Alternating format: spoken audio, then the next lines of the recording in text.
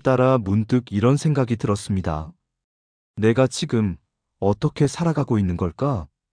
남편과 사별한 지 어느덧 10년. 처음엔 그리움이 컸지만 시간이 흐르면서 혼자 살아가는 법도 배웠죠. 그런데 최근 들어 몸이 예전 같지 않더군요. 계단 몇 개만 올라가도 숨이 차고, 장 보러 다녀오면 무릎이 욱신거리고, 밤중에 일어날 땐 괜히 주위를 살피게 됩니다. 그날도 그랬어요. 화장실에 가다가 발이 미끄러졌고, 거의 넘어진 걸 간신히 세면대를 붙잡고 버텼습니다. 그 순간 온몸에 식은땀이 나며 이런 생각이 들었죠. 지금 여기서 내가 쓰러지면 누가 날 찾을까? 다음 날 딸이 전화를 했습니다. 엄마, 이제 혼자 사시는 거 위험해요. 요양원 생각해 보시는 게 어때요? 그 말이 그렇게 낯설지는 않았습니다. 요즘 부쩍 자주 듣던 이야기니까요. 그렇지만 마음이 쉽게 움직이지 않았어요. 요양원? 간병인? 딸 내 집? 다 머릿속으로는 이해가 되는데 마음 한편은 계속 묻고 있었죠. 나는 정말 어디로 가야 할까? 오늘 제 이야기를 끝까지 들어보시면 그 해답이 꼭 요양원이 아닐 수도 있다는 걸 아시게 될 겁니다. 그리고 어쩌면 여러분 혹은 여러분의 부모님에게도 전혀 새로운 노후의 길이 열릴지도 모릅니다. 저는 지금 전주에 있는 작은 아파트에 혼자 살고 있습니다. 이 집은 남편과 함께 30년 넘게 살았던 공간입니다. 현관문만 열어도 남편이 건넸던 농담이 떠오르고 창문을 열면 우리가 같이 산책하던 공원이 눈에 들어옵니다. 처음 남편을 떠나보낸 날을 기억합니다. 아침에 일어나 보니 그가 옆에 없었어요. 조용히 숨을 거두었더군요. 40년을 함께했던 사람을 갑자기 떠나보낸다는 건 생각보다 훨씬 더 깊은 상실이었습니다. 그날 이후 사람들은 저에게 말했습니다. 이제 어떻게 하실 거예요? 혼자 계시기엔 좀 위험하지 않을까요? 그 말들이 오래도록 귓가에 맴돌았습니다. 하지만 저는 다짐했어요. 혼자서도 잘 지낼 수 있다. 실제로 처음 몇 년은 괜찮았습니다. 아침에 일어나 라디오를 틀고 도서관에 가서 책을 읽고 근처 공원을 천천히 산책하며 하루를 보냈습니다.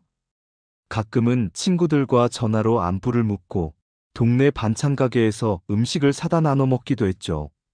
그런데 나이가 들어가면서 점점 다른 문제들이 눈에 띄기 시작했습니다. 가장 먼저 달라진 건 제 몸이었습니다.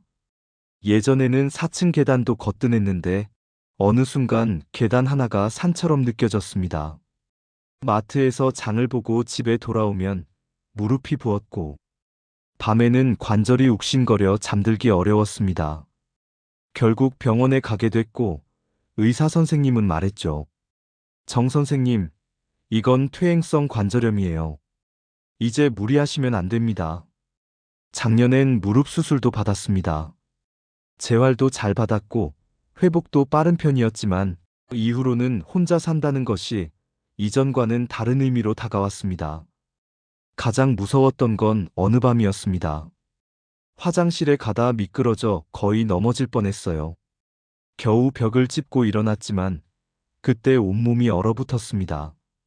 지금 여기서 진짜 쓰러졌다면 얼마나 지나야 누가 날 발견할까?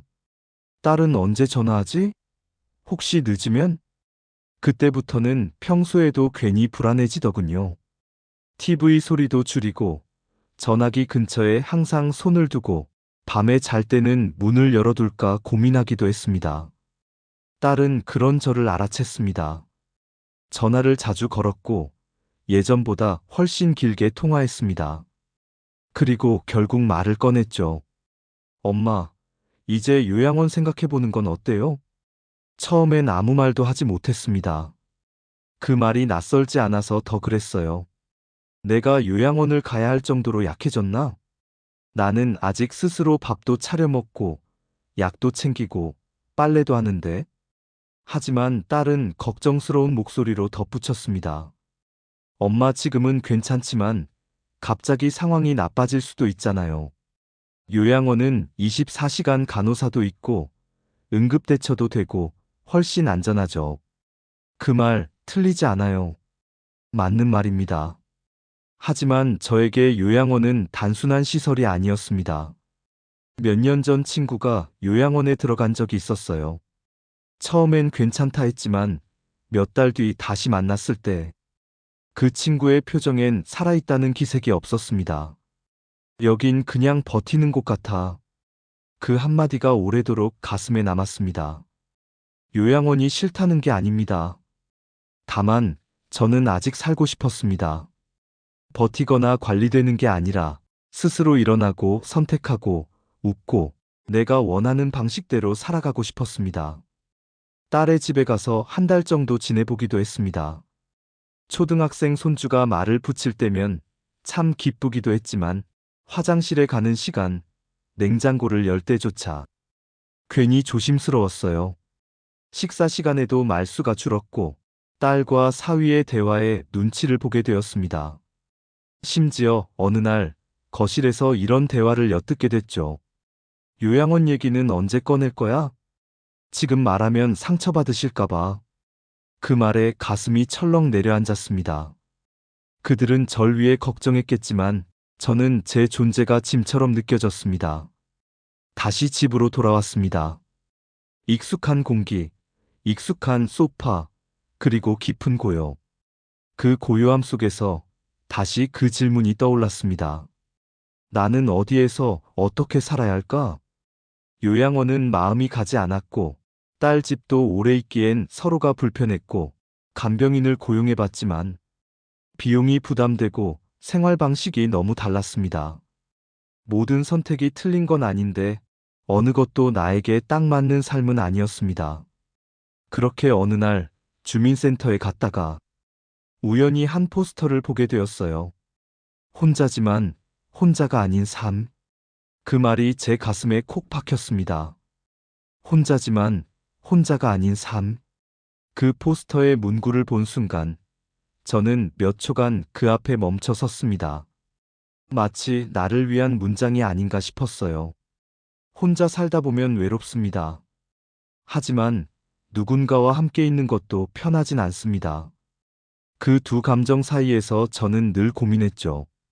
포스터를 찍어 집으로 돌아와 딸에게 사진을 보냈습니다. 딸도 관심을 보이며 말했어요. 이런 데도 있구나. 설명회라도 한번 가보세요, 엄마. 다음 날, 저는 설명회를 찾아갔습니다. 마을회관 지하에서 진행된 설명회장에는 저처럼 머리가 희끗한 어르신들이 앉아 계셨어요. 조용하고 뭔가 조심스러운 분위기. 다들 비슷한 고민을 안고 온 얼굴들이었습니다. 복지과 담당자가 PPT를 넘기며 말했습니다. 요양원과는 다릅니다. 각자의 방에서 생활하고 필요할 때만 도움을 받습니다. 식사도 자유롭게 하실 수 있고 1층엔 도서관과 커뮤니티 공간이 있습니다.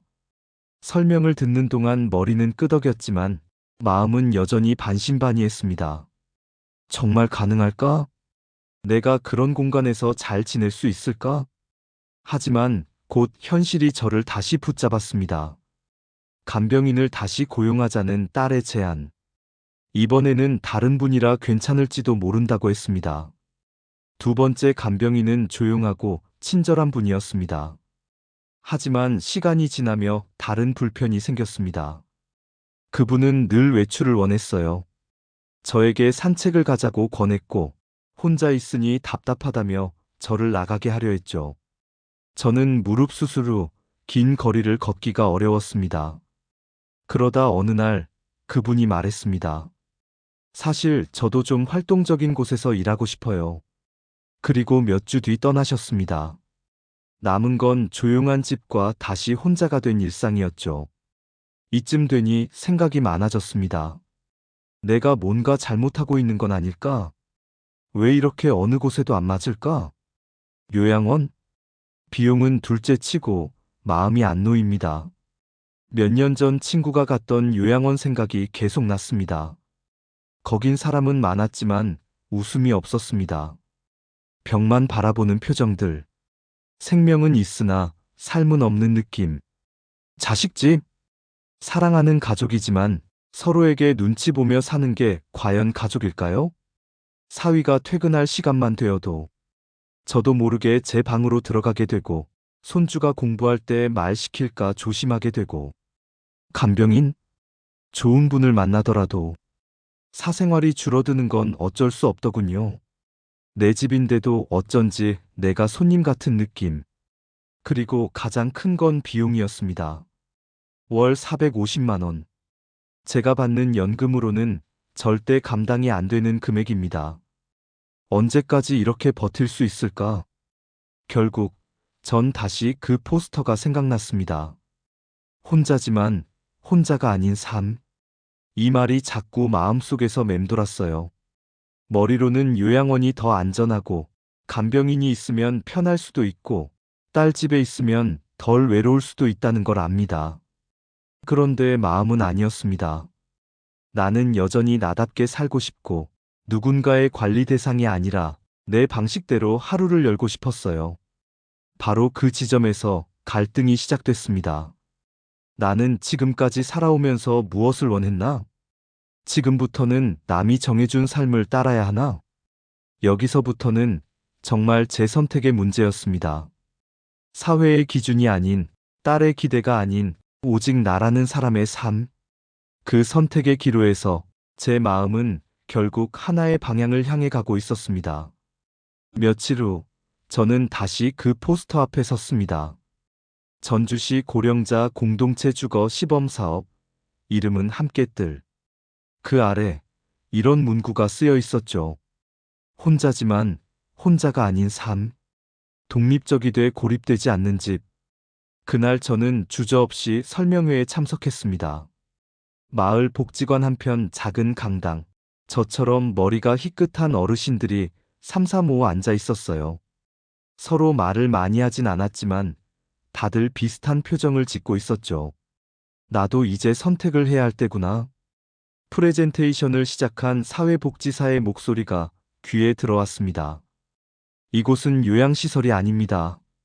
스스로 일상생활이 가능한 어르신들이 각자의 공간에서 독립적으로 살면서 필요한 도움을 선택적으로 받을 수 있는 주거 형태입니다.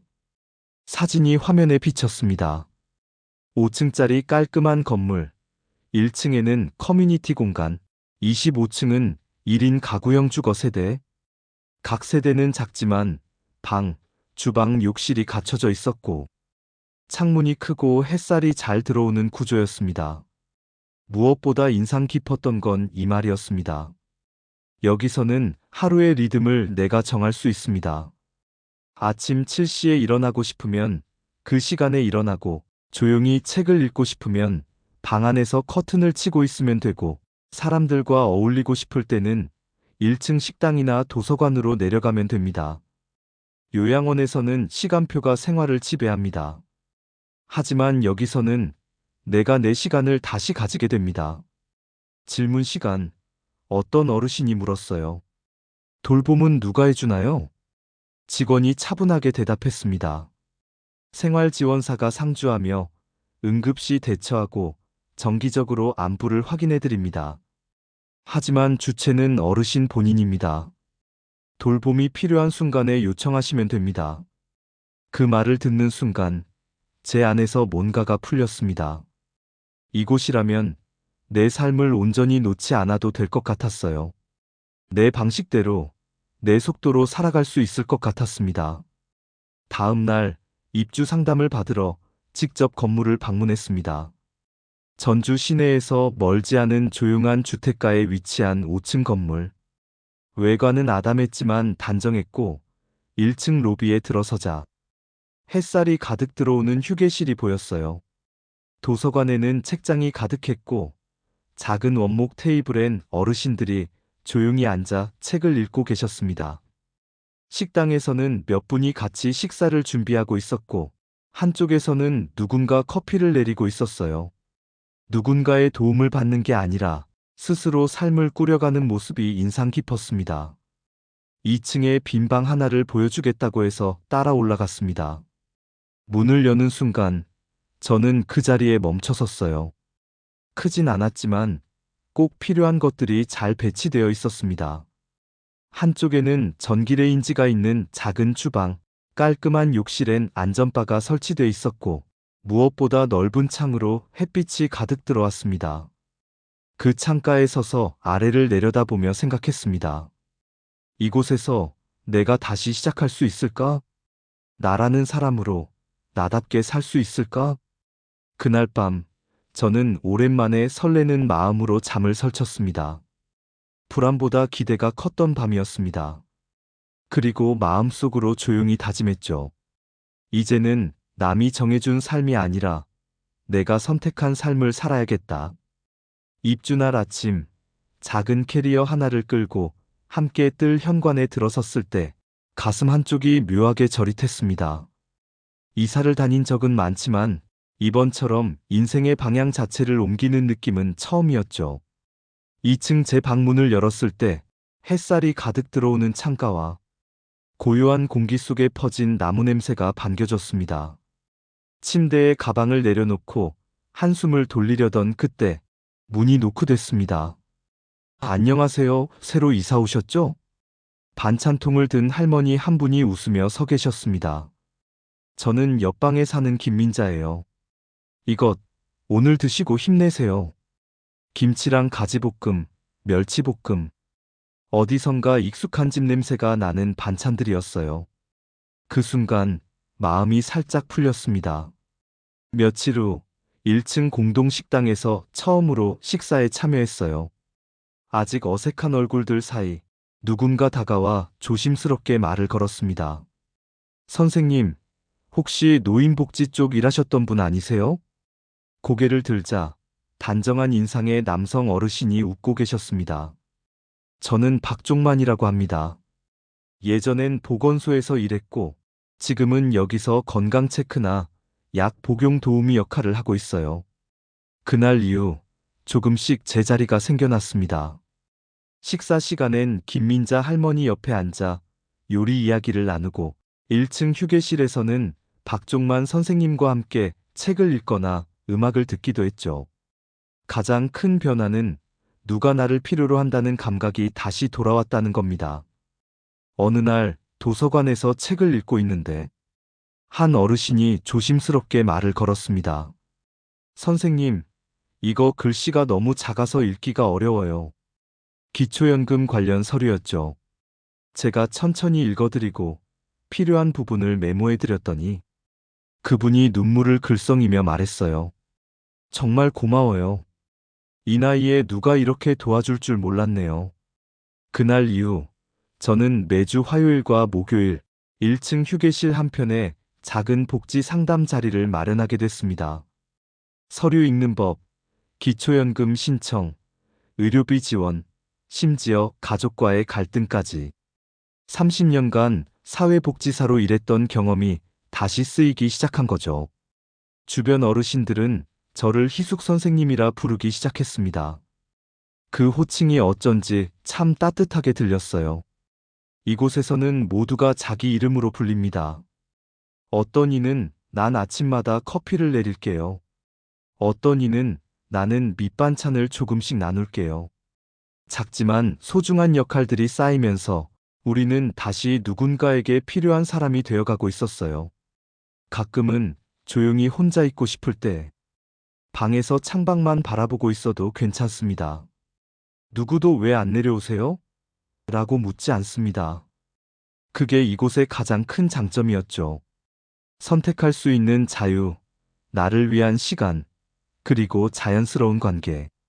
그렇게 저는 다시 사람들 속으로 걸어 들어갔습니다. 조심스럽지만 분명히 신뢰라는 이름으로 연결되어 갔습니다. 어느 날이었습니다. 복지 상담을 마치고 정리하는데 박종만 선생님이 조용히 다가오셨어요. 희숙 선생님, 혹시 시간 괜찮으시면 말씀드리고 싶은 게 하나 있어요. 그의 말에 저는 자연스럽게 고개를 끄덕였습니다. 우리 커뮤니티에서 마음 나눔 교실이라는 걸 시작해 보려고 해요. 몸은 괜찮지만 마음이 외로운 어르신들이 많거든요. 그분들 이야기를 들어줄 사람이 필요해요. 선생님이 딱 맞는 분 같아서요. 처음엔 망설였습니다. 너무 오랜만에 누군가의 이야기를 깊이 듣는 자리였고, 제 스스로도 아직 완전히 회복됐다고는 할 수 없었으니까요. 하지만 다시 생각해보니, 이 또한 저에게 필요한 연결이겠다는 생각이 들었습니다. 그래서 수락했습니다. 할 수 있을지는 모르겠지만 해볼게요. 그렇게 마음 나눔 교실의 첫 모임이 시작됐습니다. 총 5분의 어르신들이 참여하셨고, 첫 시간의 주제는 요즘 가장 자주 드는 생각이었어요. 처음엔 누구도 입을 열지 않았습니다. 긴 침묵이 흐르고 누군가는 시선을 바닥에 두고만 있었죠. 하지만 기다렸습니다. 예전 사회복지사 시절처럼 어르신 한 분 한 분의 속도가 다 다르다는 걸 저는 알고 있었으니까요. 마침내 한 분이 떨리는 목소리로 말문을 열었습니다. 사실 아무도 내 얘기를 진짜 들어준 적이 없어요. 내가 뭘 느끼는지, 뭘 두려워하는지 말하고 싶어도 참았어요. 그냥 참고 넘기는 게 어른의 역할이라고만 생각했죠. 그 순간 다른 분들도 고개를 끄덕이기 시작했습니다. 그날의 대화는 조심스럽고 더디게 흘러갔지만 분명 진심이 오고 가는 순간들이었습니다. 다음 주 한 어르신이 종이 한 장을 들고 오셨어요.